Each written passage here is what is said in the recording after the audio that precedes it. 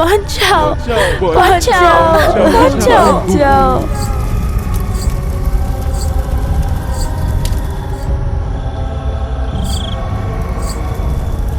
बचाओ बचाओ बचाओ बचाओ। बेताल मंजरी आउ केते दिन ए नरबली यज्ञ को पूर्ण करिबा परे ही तमे तमर इच्छार बर पाई परिबो। बचाओ बचाओ। ସେଇଆ କରୁଛି ମୁଁ ତାନ୍ତ୍ରିକ।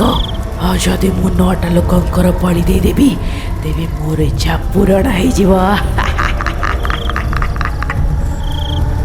बचाओ बचाओ बचाओ बचाओ। ए, हुस, चुप कर। ये हेन्दपुर नामक गोटे गाँ।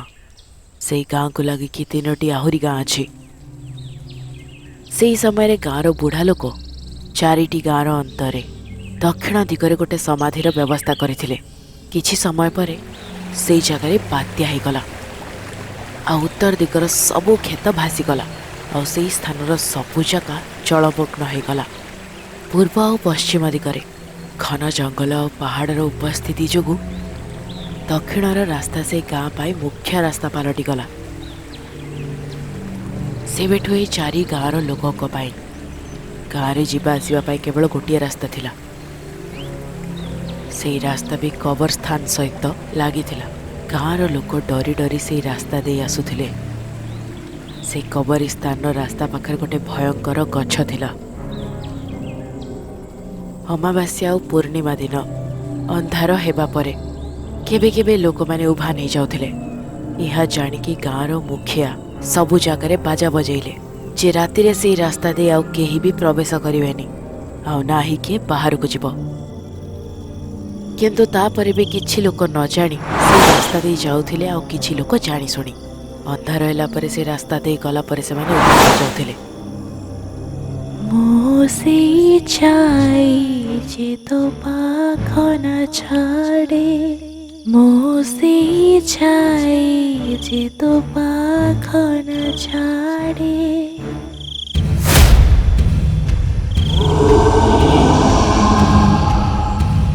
बचाओ बचाओ बचाओ बचाओ बचाओ।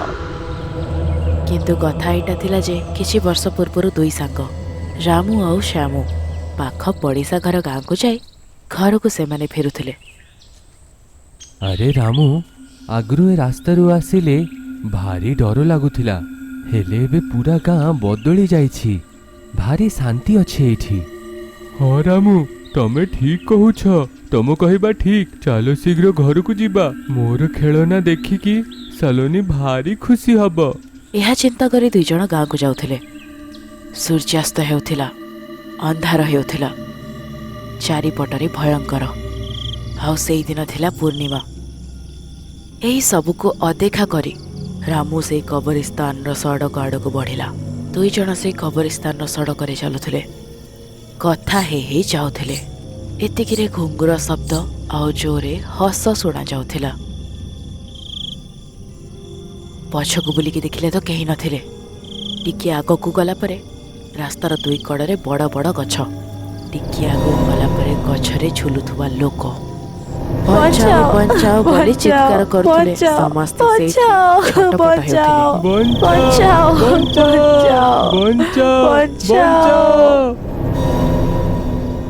तापरे किछि समय आगकु गला परे गछ रस्सी रे किछि लोक झुलुथिले। बचाओ बचाओ कही चित्कार करी तापरे उभा नहीं जाउथिले। बचाओ बचाओ बचाओ। तार चित्कार बहुत भयंकर थिला। दुहे एई जिनिसटी को देखी पछकु बुली दौड़ी चलिबा को चेष्टा कले। आउ जेमिति पछकु बुलिले पछरे बेताल मंजरी ठिया होइथिला। मिलिगला मिलिगला बड़ी पाइया जी नरम मिलिगला। बचाओ बचाओ बचाओ बचाओ। सेठी जहाँ भी किछि ହେଲା ताकू देखी सेठी रामू सेठारु दौड़िकी चलीगला। बचाओ बचाओ बचाओ। ଏ ଚୁପ୍ କର।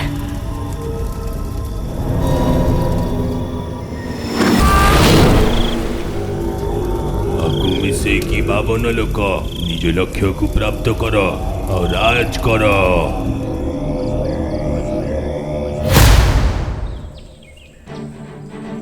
ରାମ ବେତାଳ ମଞ୍ଜରୀ ଠାରୁ ବଞ୍ଚିକି ଗାଁ ଭିତରେ ମଝିରେ ଆସିକି ଅଚେତ ହୋଇ ପଡ଼ିଗଲା। କିଛି ଗ୍ରାମୀଣ ଆସିଲେ ଆଉ ତା ମୁହଁରେ ପାଣି ଛିଟକି ତାକୁ ଉଠେଇଲେ। ଚେତାରେ ଆସି ରାମ ଗାଁର ମୁଖିଆଙ୍କୁ ସବୁ କିଛି କହି ସିଏ ତାନ୍ତ୍ରିକ କିଏ ଥିଲା? ଅସଳରେ ଆମ ଗାଁକୁ କ'ଣ ହେଲା? ସନ୍ଧ୍ୟାରେ ସେ ତାନ୍ତ୍ରିକ ଆମକୁ ଉଠେଇକି ନେଇଗଲା।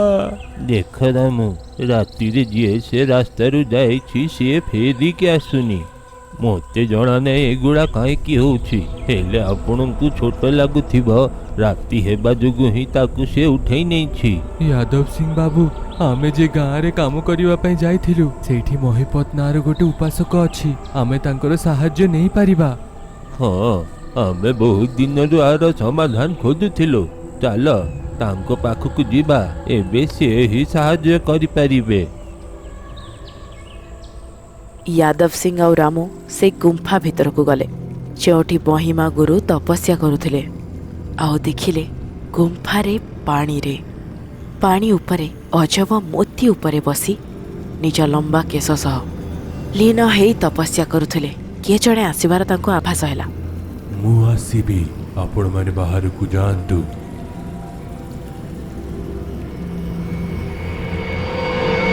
ୟାଦବ ଆଉ ରାମୁ ମହିପାଲ ଉପାସକଙ୍କ ଆଗରେ ସବୁ କଥା କହିଲେ। ଅମାବାସ୍ୟାର ପୂର୍ବଦିନ ହିନ୍ଦୁପୁର ତାଙ୍କୁ ନେଇକି ଆସିଲେ। ଆଜି ରାତିରେ ଆମେ ସେ ରାସ୍ତା ଉପରକୁ ଯିବା ଆଉ ମୁଁ ଆପଣମାନଙ୍କୁ କହିବି ସେଇଠି କ'ଣ ହେଇଥିଲା।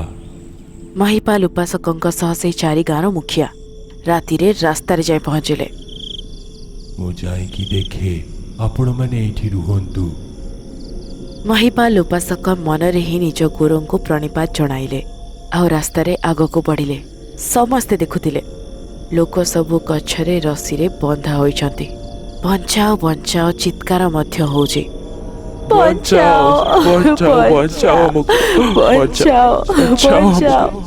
ମହିପାତ ଉପାସକ ନିଜ ହାତରେ ମନ୍ତ୍ର ଜଳ କାଢ଼ିବା ଆଗରୁ ହିଁ ଉପାସକ ସାମ୍ନାରେ ବେତାଳ ମଞ୍ଜରୀ ପ୍ରତ୍ୟକ୍ଷ ହୋଇ, ତୋର ମନ୍ତ୍ର ଜଳ ମୋର କିଛି ବି ବିଗାଡ଼ି ପାରିବନି। କିଏ ତମେ? ତମକୁ କ'ଣ ଦରକାର? ତମେ ଏସବୁ କାହିଁକି କରୁଛ?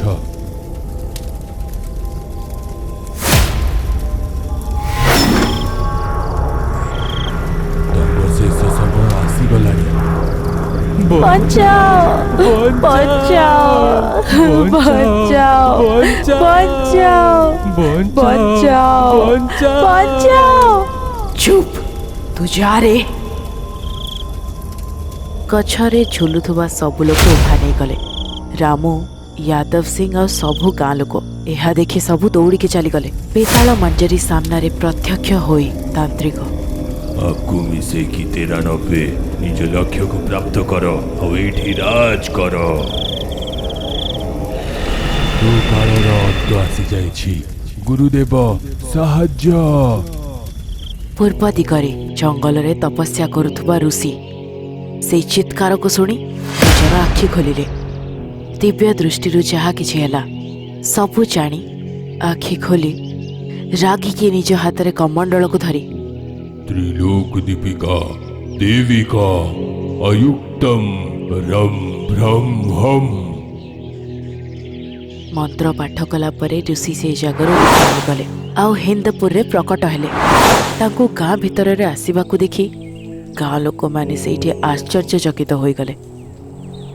ବହୁତ ଜୋରେ ବାତ୍ୟା, ଆକାଶରେ ବିଜୁଳି ଚମକୁଥିଲା। ବିଜୁଳିର ଚମକରେ ଗୋଟିଏ ଭୂତ ପ୍ରକଟ ହେଲା ଆଉ ସେ ଋଷିଙ୍କୁ ପ୍ରଣାମ ଜଣାଇଲା। ଭୂତ ଆଉ ବେତାଳ ମଞ୍ଜରୀର ରୂପ ଏକାଭଳି ଦେଖାଯାଉଥିବାରୁ ଗାଁ ଲୋକ ସବୁ ଡରିକି ସେଇ ଜାଗାରେ ଠିଆ ହେଇକି ଦେଖୁଥିଲେ। ଲୋହିତା, ଏମିତି କାହିଁକି ହେଲା? ସ୍ୱାମୀ, ବାସ୍ତବରେ ଯାହା ଘଟିଥିଲା, ମାଙ୍କ ନାମ ସଞ୍ଜନା, ପିତାଙ୍କ ନାମ ମୁରଲୀଧର।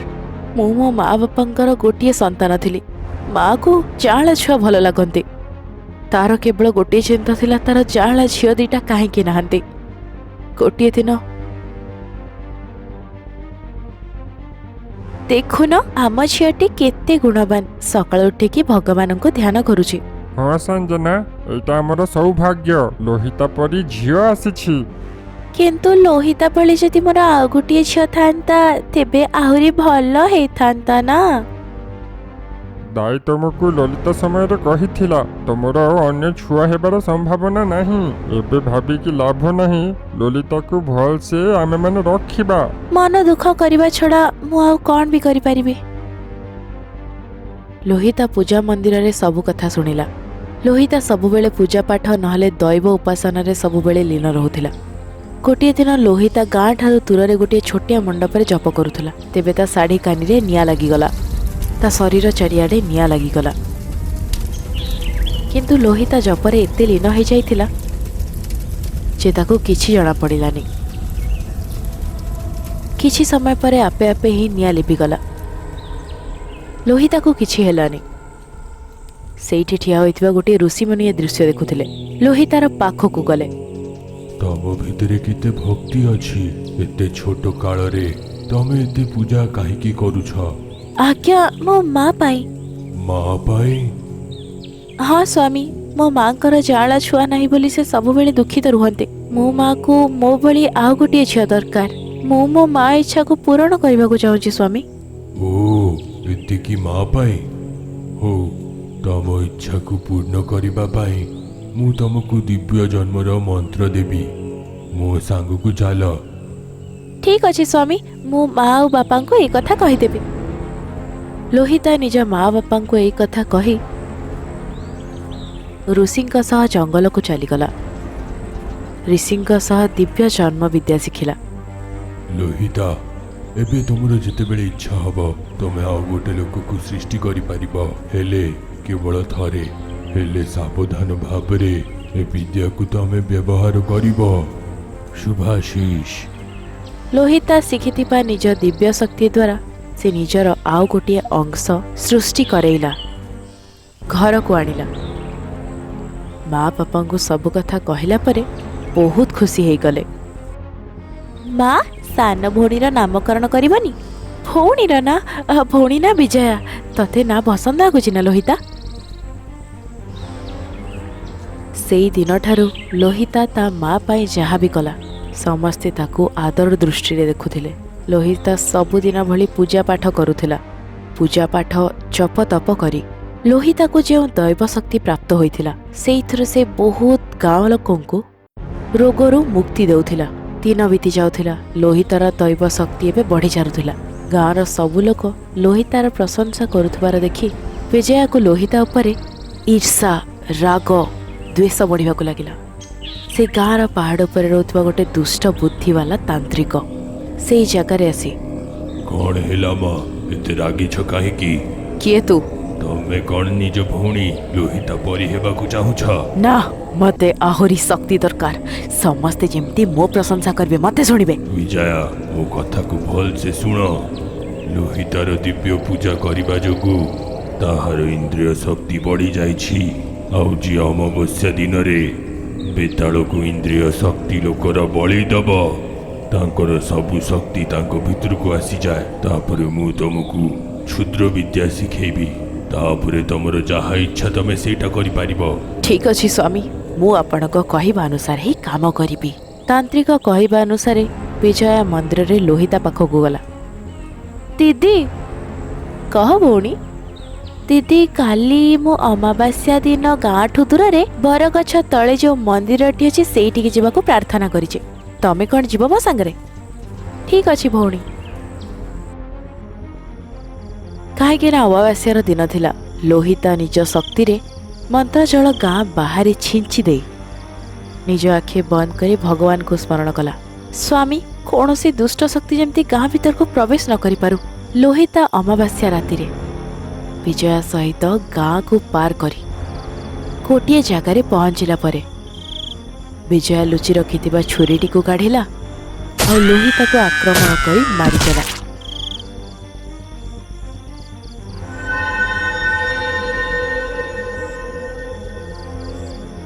ସାବାସ ବିଜୟା, ନିଜ ଶକ୍ତି ଦେଇକି ଭଉଣୀର ସବୁକୁ ହଟେଇ ଦିଅ।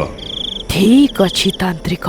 ବିଜୟା ନିଜ ଶକ୍ତି ସାହାଯ୍ୟରେ ନିଜ ବଡ଼ ଭଉଣୀ ଲୋହିତାର ଶବକୁ ଉଭାନ କରିଦେଲା। ସେ ନିଜ ମା ବାପା ଆଉ ଗାଁ ଲୋକଙ୍କୁ ଏହା କହିକି ବିଶ୍ୱାସ କରେଇଲା ଲୋହିତା ତପସ୍ୟା ପାଇଁ ହିମାଳୟ ଚାଲିଯାଇଛି। ଅଧା ରାତିରେ ସମସ୍ତେ ଶୋଇଲା ପରେ ବିଜୟା ଜଙ୍ଗଲରେ ଉପସ୍ଥିତ ଥିବା ତାନ୍ତ୍ରିକ ପାଖକୁ ଯାଇ ବେତାଳ ସାଧନା କରୁଥିଲା। ଆଉ ସେ ଧୀରେ ଧୀରେ ବିଜୟାକୁ ବେତାଳ ମଞ୍ଜରୀରେ ବଦଳେଇ ଦେଲା। ବିଜୟା, ତମର ଶେଷ ପରୀକ୍ଷା। ତମକୁ 100ଟା ଲୋକକୁ ମାରିବାକୁ ପଡ଼ିବ। ଆଉ ମରିବା ଆଗରେ ତାଙ୍କୁ ଯେମିତି ନରକ ଦିଶେ ଏମିତି କଲେ ତମର ମୃତ୍ୟୁ ହବନି। ତମର ଶକ୍ତିର ଅନ୍ତ ନାହିଁ।